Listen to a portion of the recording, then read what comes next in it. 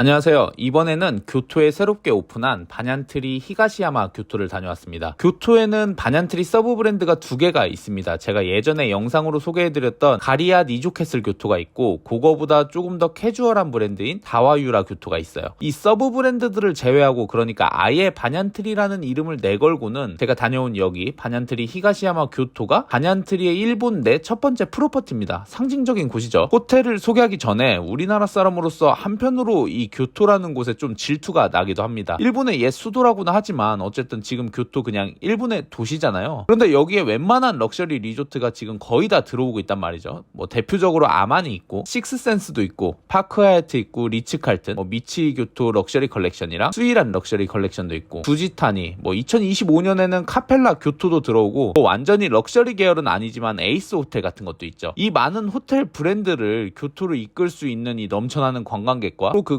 관광객을 만족시킬 수 있는 어떤 도시의 완성도, 교토는 또 고도 제한이 있어서 이렇게 많은 호텔이 막 들어와도 도시 미관을 해치지를 않습니다. 호텔이 많아질수록 오히려 더 도시가 멋있어지는 것 같아요. 그래서 교토는 갈 때마다 새로 볼거리가 있으니까 여행객들이 이렇게 많이 찾는 거겠죠. 어쨌든 문득 그게 부러웠다. 다시 본론으로 돌아와서 반얀트리 히가시야마 교토는 반얀트리다운 위치에 있습니다. 이 반얀트리가 약간 산자락에 주로 있거든요. 여기도 언덕 꼭대기에 있습니다. 호텔까지 걸어갔는데 땀이 안 난다? 그건 반얀트리가 아닌 거예요. 여기 원래 교토 료젠 호텔이 있었던 자리인데 언젠지는 모르겠는데 제가 예전에 와봤을 때는 약간 우리나라 수학여행으로 가는 그 유스 호스텔 느낌이 나는 료칸이었거든요. 이게 반얀트리로 바뀔 줄이야. 참고로 여기는 천연 온천이 나오는 지역입니다. 이거 이야기는 차차 하고, 여기 이름이 반얀트리 히가시야마 교토잖아요. 히가시야마는 교토의 구 이름인데 그러니까 우리가 생각하는 교토, 청수사, 니넨자카, 싼넨자카 여행자들이 많이 찾는 대부분의 지역이 히가시야마 구예요. 히가시야마를 일본어로 번역하면은 동쪽 산이라는 뜻이거든요. 그래서 교토역에서 청수사까지 올라가려면 계속 오르막을 올라가야 되잖아요. 이 반얀트리 히가시야마 교토가 딱 그 포장된 길 마지막, 그러니까 본격적으로 산이 되는 그 딱 경계에 있습니다. 말이 길었는데 어쨌든 높이 있으니까 올라갈 때는 택시 타고 가는 게 마음도 편하고 몸도 편하다. 여기 외관 디자인은 쿠마겐코가 참여했습니다. 이 로비 입구에 있는 석가래 건축 구조물이 약간 시그니처 같은 거예요. 제가 알기로 그 일본 대지진 때 콘크리트랑 철 이런 게 연약하게 무너지는 걸 보고 자연에 순응하면서 얽히고 설켜서 살아간다는 것이 쿠마겐코의 건축 철학이다, 이런 의미를 지니고 있는 걸로 알고 있습니다. 정확한 건 아니에요. 로비가 생각보다 넓고 쾌적해서 놀랐습니다. 이게 밖에서 볼 때는 뒤에 산을 끼고 있다 보니까 로비가 그렇게 넓지 않겠다 싶었는데 원목 톤으로 생각보다 잔잔하고 안쪽으로 엄청 깊게 퍼져 있습니다. 이 로비 창밖으로 각도마다 차경이 다 달라서 아침에 나와서 앉아가지고 노닥거렸던 기억이 있습니다. 내부 인테리어는 하시모토 유키오가 했다고 합니다. 참고로 가리아 니조캐슬도 하시모토 유키오 작품인데 구조가 되게 특이하더라고요. 이게 아무래도 산에 걸쳐서 있는 위치라 땅이 경사진 곳이잖아요. 그래서 이 로비를 1층으로 둔 건물을 이렇게 둘러서 정원이 있는데 이 로비 밖으로 이제 계단식 경사면이 보인다고 해야 되나? 하여튼 이 로비에서는 어떤 뷰가 보인다기보다 호텔 내 가꿔진 정원이 보이거든요. 그래서 뭔가 좀 중정이 있는, 좀 아늑한 공간에 들어와 있는 그런 느낌이 드는 로비였습니다. 계절마다 풍경이 어떨지 좀 궁금해지는 곳이었습니다. 저는 여름에 방문해서 이게 그냥 초록색감만 쫙 있었는데 가을이랑 봄, 특히 그 겨울에 약간 외진데 따뜻한 산장 느낌이 나는 그런 곳 있잖아요. 물이 계속 졸졸 흐르는 소리도 나고 이래서 일본 동북지방 가면 있는 료칸 같은 느낌의 로비였습니다. 객실은 총 52개가 있는데 생각보다 객실 타입이 진짜 다양합니다. 방을 고를 때 고려해야 될 거는 크게 이제 시티뷰냐 가든뷰냐 이렇게 갈리고, 방에서 온천이 나오냐 안 나오냐 요것도 선택지인 것 같아요. 물론 욕조는 다 있고 그 뜨거운 물이 자연 온천이냐 아니면 그냥 뜨거운 물이냐 이 차이가 있습니다. 봉홈에는 총 11개의 타입이 올라와 있는데 저는 그중 그랜드 온센 리트리트 킹 룸에 묵었습니다. 이게 아마 가장 윗 카테고리인 반얀 온센 리트리트 킹 빼고는 제일 큰 방일 겁니다. 보다시피 그냥 교토다운 완전 깔끔 그 자체예요. 소파 베드가 있어가지고 총 3명까지 잘 수 있고 좌식 테이블이 따로 있어서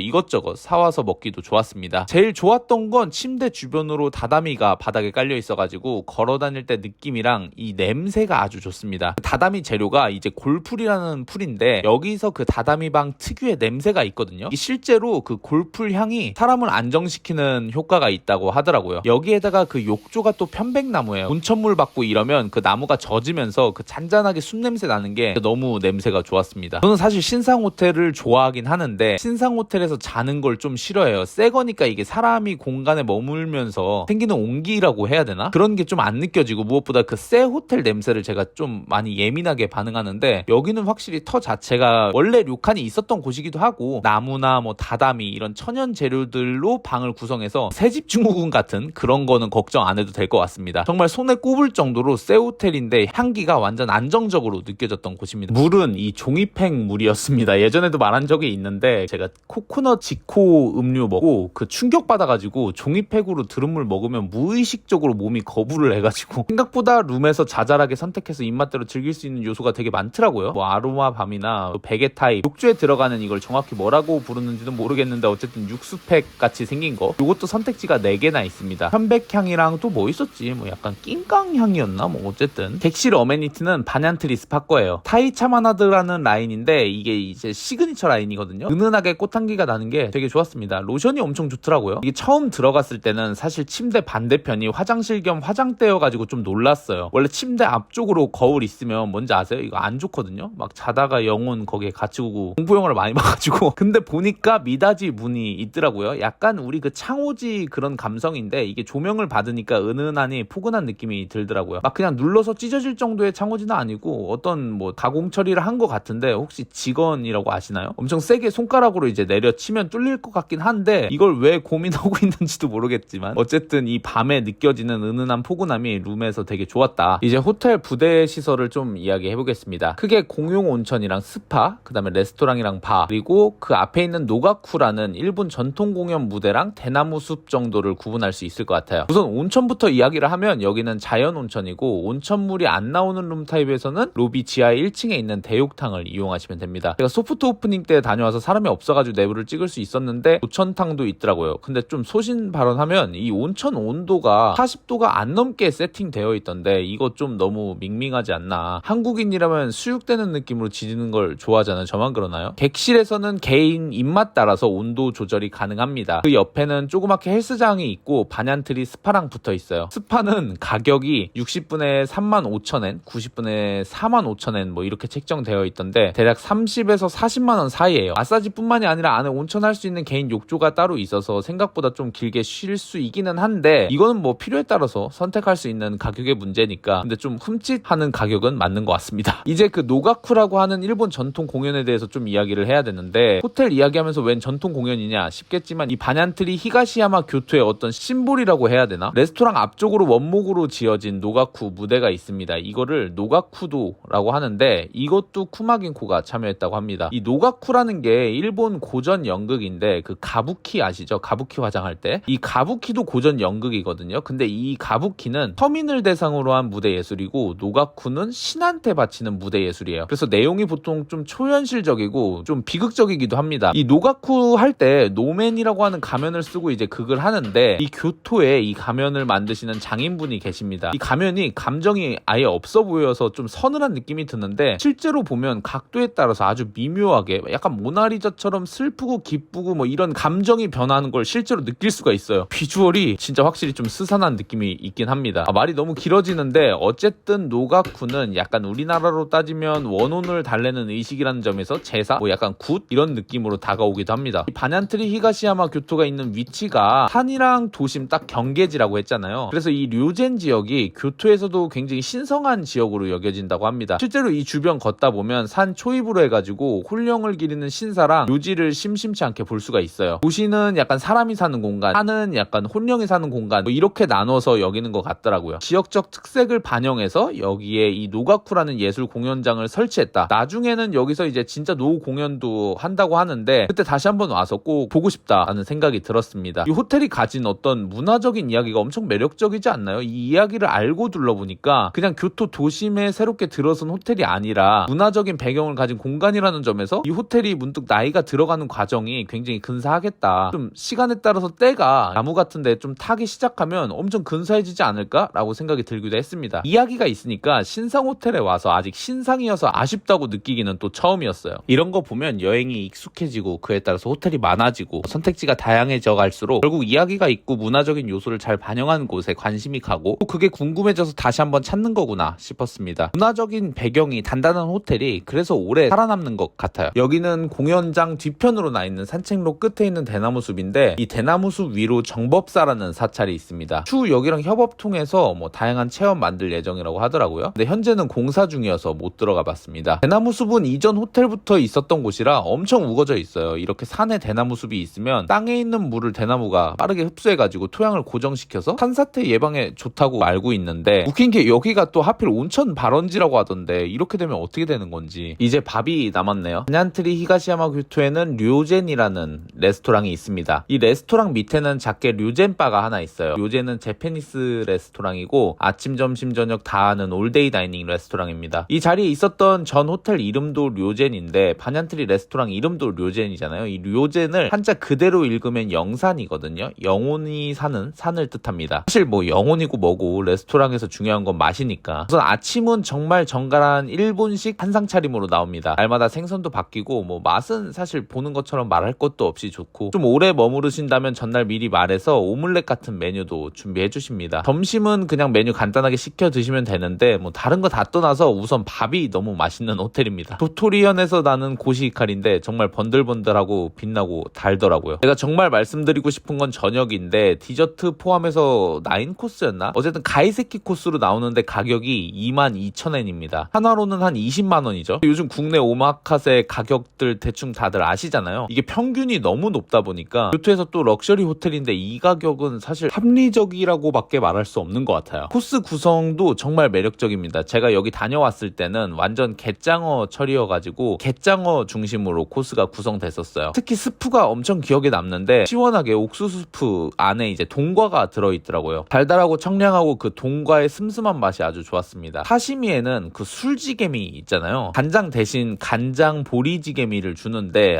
이거 감칠맛이 진짜 장난이 아니더라고요. 좀 많이 넣어도 짜지도 않고 이게 어쨌든 탄수화물이잖아요. 밥이긴 하니까 초밥보다는 포만감이 덜 들면서 그 밥 특유의 달달함이 감도는 진짜 행복한 맛이었습니다. 갯장어 샤브샤브도 나오는데 사실 갯장어는 일본에서도 우리나라 거를 많이 사용합니다. 껍질이 워낙 부드러워가지고 또 뼈가 많은 생선이니까 잘잘하게 칼집 넣어서 뼈를 끊어주는 호네기리를 잘 해야 되는데 뭐 완전 부드럽게 입에서 녹았습니다. 그 다음은 뭐 가지도 나오고 정갱이 오이 막기도 나오고 뭐 여러모로 만족스러운 코스였어요. 다음 날은 또 사케 페어링을 같이 진행했거든요. 사케 페어링 하면 6,000엔이 더 붙습니다. 하나로는 6만원 정도인데 나오는 사케 라인이 또 나름 합리적입니다. 이 교토 음식값이 또 싸지가 않아요. 이런 거 저런 거 다 따져봐도 솔직히 이 가격에 정말 너무 합리적인 코스입니다. 한편으로는 좀 이따 100% 오를 것 같은데 싶은 퀄리티의 코스였고 재료도 그렇고 뭐 양도 그렇고 그냥 여기 머무시면 저녁에는 꼭 가이세키 코스 한번 드시는 게 이득인 것 같습니다. 호텔 안 머무시는 분들도 호텔 구경 겸 예약해서 드셔보시는 걸 정말 추천드립니다. 이거 100% 나중 되면 오를 것 같아요. 갑작스럽지만 제가 거의 낭만 중독자거든요. 이 호텔 옆에 청수사가 새벽 6시에 열어요. 지도 찍어보니까 호텔에서 1km 정도밖에 안 떨어져 있더라고요. 새벽 5시 30분에 일어나서 씻지도 않고 운동복만 바로 입고 나가서 러닝을 또 했습니다. 사람이 진짜 질릴 정도로 많은 거리인데 정말 아무도 없고 호텔에서 청수사까지 뛰어서 정확하게 한 10분 정도 걸렸던 것 같아요. 이렇게 고요한 교토 청수사를 본 적이 없어서 기분이 너무 좋은 거예요. 그래서 뭐 기요미즈데라 안쪽에 뭐 소원의 물인가 뭐 이런 게 있더라고요. 그래서 소원이나 빌어야지 해서 이제 들어갔는데 세상에 현금을 안 챙겨온 거예요. 입장료가 500엔인가? 그 꼭두 새벽에 달려왔는데 5,000원이 없어서 소원도 못 빌고 그냥 돌아왔습니다. 혹시나 여기 머무시면서 아침에 일어나서 호텔 옆에 청수사 가실 분들은 현금 챙겨가시길 당부드립니다. 아무래도 새 호텔이다 보니까 제가 이것저것 자세하게 좀 전달드리고 싶어서 말이 너무 많았습니다. 진심 구독은 둘째치고 댓글이라도 달아주시면 제가 너무 행복할 것 같아요. 저는 구독자님들 댓글 보는 게 진짜 너무 재밌더라고요. 지금까지 영상 봐주셔서 너무 감사드리고 저는 다음 영상으로 찾아오겠습니다.